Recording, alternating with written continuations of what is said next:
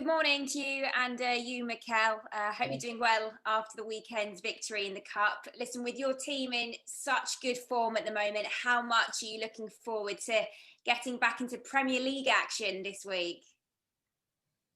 Yes, there's a lot of games coming up now, some important ones as well. We need to get our home form established. We have some issues there. And now we started to get some wins. We've got 2 at home right now that are going to be key for the future in the season in our Premier League. And the team is in good spirits. Obviously, after 4 wins, everything looks better, and looking forward to the games. Emile Smith-Rowe played such a key part again in that game at the weekend. How much has he impressed you in that number 10 role? And do you think his performances are perhaps sending a message to some of the other more senior players about the levels that you are looking for? Well, I've been impressed with his performance and the capacity that he's shown to do it in consecutive games, which normally with young players is not something very common. The other day he came in the game when we needed different energy and a threat in the box, and he exactly did what we expected, and he scored the goal, which is something that we've been talking to him. But there is no messages to any senior players. Here is a squad of players with different profiles, and everybody has to be pushing each other, trying to make each other better, and everybody contributes in different ways because every player's role is different in the squad. Crystal Palace, they'll be coming to you with just the 1 win in their last 6 in the Premier League. So what are you expecting of them? That's they are a really dangerous side, and they show that against the big teams. They are really compact and organized team. Under Roy, you know what you're going to expect. They have players with a big individual talent that they just need moments to win games, to create actions that can unbalance the game. So we have to be very careful with that. And then we have to play to be dominant again in the game, to go from the first minute to try to win the game, to attack them, and be cautious as well as the strengths that they have to try to control them as much as possible. Finally, from me, 11th in the table now, so looking much better than it was. But how important is it to beat Crystal Palace, just to further add some distance between Arsenal and those teams like Palace that are further below them in the table? Yes, again, and to keep having that consistency and that belief that we can go into every game having the feeling that we're going to win it. And the more games we are able to win in a truck, the better that feeling is going to be. And obviously, to start thinking more about the table in a different direction, you are able to win those matches. Obviously, your mind starts to look in a much more positive way. All right, good luck on Thursday. Have a good week. Thank you. Thanks, Emma. We'll move to Sky Sports and Gail Davis. Morning. Can I just start by running through some injury news? Gabriel Martinelli is probably the most important, but also Gabriel and Thomas Partey. Can you start with Martinelli? How bad is that ankle? Well, we don't know how bad it is. He's getting a scan this morning. He didn't look up after the game because he was in a lot of pain, but yesterday he tested a little bit better. So let's hope that we have a scan today. It's not as serious, and we can have Gabi back ready soon. But we'll know more tomorrow, certainly. And Gabriel and Thomas Partey as well? Well, Gabi had a training session the other day. He tested positive. He had very mild symptoms, so he's missed a few weeks of training because he had to be isolated. He's better now. We expect him to be training with us in the next couple of days and make an assessment whether we can have him or not on Thursday. And Thomas has been in full training for the last 4 or 5 days. He's completely asymptomatic. He was a little bit rushed to try to play him against Newcastle, but I think he will be ready for Thursday. We saw on the weekend, didn't we, a lot of celebrations despite those kind of Premier League new protocols that have been in place. I mean, we were talking about it. How hard is it to change that as a player, first of all, in terms of, it's an instinct, isn't it? You want to go and hug your people. And second of all, how are you one of the managers that are very worried morally to carry on playing this game, given the high numbers we're seeing and the sort of things that we're experiencing and hearing from hospitals. I mean, London, for example, it's there's a major incident being called.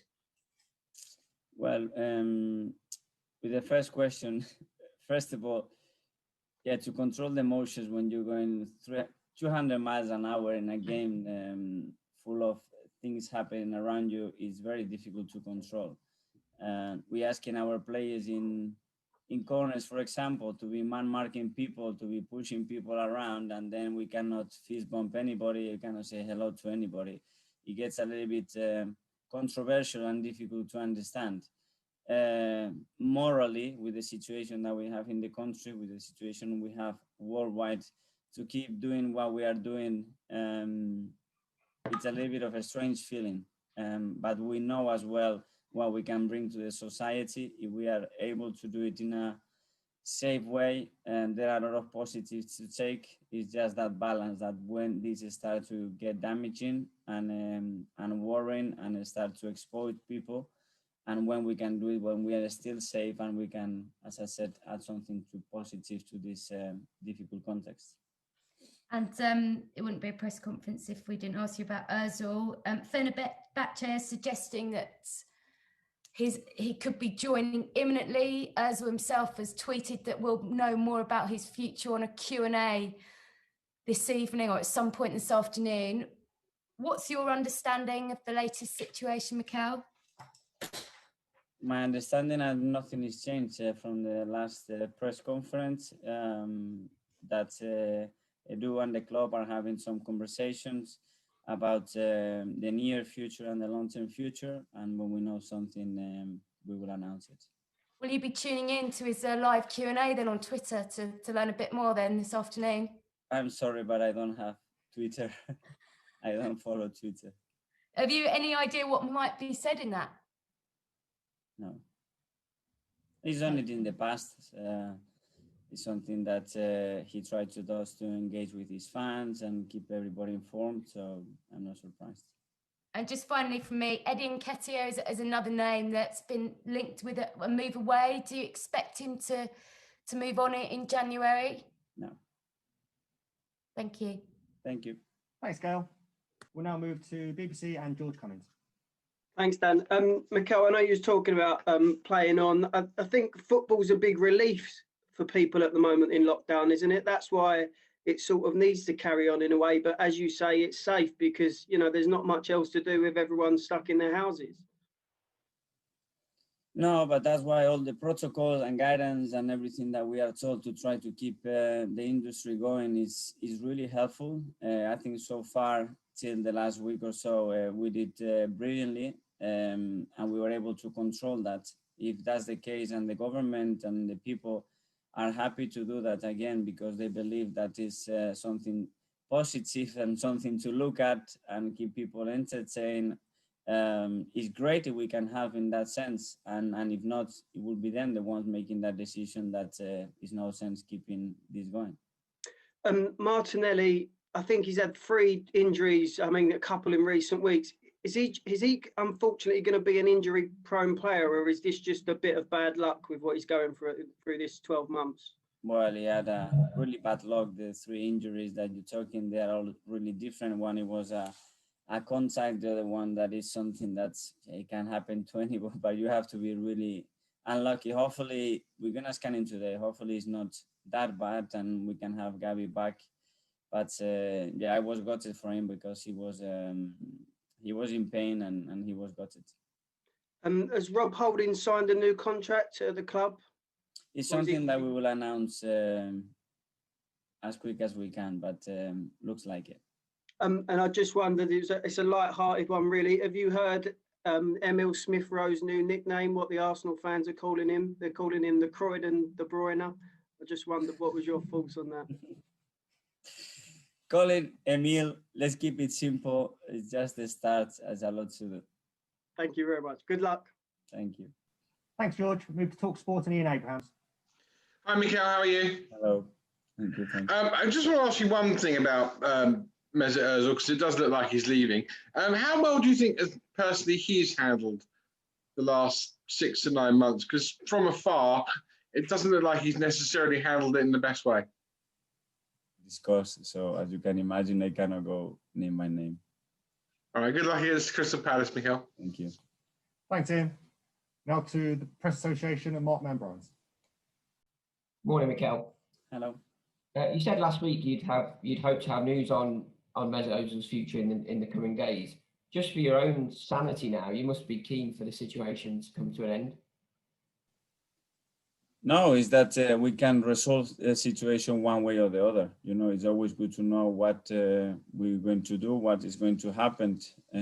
I knew that when we made that decision, the consequences that we could have. We still have to try to find the right solution for the player and for the club. And we are trying to do that, and let's see what we get. He obviously hasn't played much, but he is a World Cup winner. Has he had an impact on the likes of Smith Rowe, Saka, Willock? And will that experience and history of winning things be missed from the squad if he does move on? Well, I think players' contribution comes in many different ways. When you look at people who has won everything and they are able to tell the stories about why those things happened, the experiences that they had, the status that brings into a football players, the confidence that it brings. It's great to have people around like this for young talents. After you have to experience it yourself, and you have to look at players that you can see that can give you something for your career. But certainly having that type of players is always helpful. Wilfried Zaha spoke last week about how close he came to joining Arsenal a couple of years ago. Would you have enjoyed working with a player of his talent? Sorry, I missed that, Mark. Sorry, Wilfried Zaha spoke last week about how close he came to joining Arsenal before you were the manager. Okay. Yeah, sorry. I just wondered, would you have enjoyed working with a player of his talent? Well, undoubtedly is a player that is done exceptionally well in the Premier League, that has created a big name because what he's been able to do, sometimes just on his own, some individual actions, that is what the people highlights most of the time. But he's a player that is playing for Palace at the moment, and I have nothing to comment on that. Just finally, Matt Macy has gone out on loan. Does that mean the club will look at bringing in another goalkeeper during January? We are assessing the situation with the 3 positions on the goalkeeping area, and we will find a different solution probably in this winter break. I read this morning that Alex Runnison might move out on loan. Is there anything in there? There's nothing there yet. Thanks, Mikel. Thank you. Thanks, Mark. We'll go to Nick Callow from Haters, please. Morning, Mikel. Just when you said about Alex Runnison, nothing there yet, is it something that's been discussed in the goalkeeping situation? We are assessing what is going to happen with the 3 positions. The discussion we had in the summer with Edu and the club were a little bit different to what actually happened because of the transfer window, because of the situation that developed with Emi at the end of the day. And we didn't have much time to do what we really wanted to do. And we decided to assess the situation now in this window, which is what we are trying to do. And we will make a decision here how we want to move forward in those 3 positions. Okay, just a little bit looking ahead to this match against Palace and going up against Roy Hodgson. You're one of the youngest managers. He's 73, I think. He started managing in 1976. You weren't even born. Can you imagine, or would you even like to be a manager for that many years? Well, if I could do that, that would be exceptional. And I think is the word that I would use to describe what Roy has done in the game. And the way he's done it.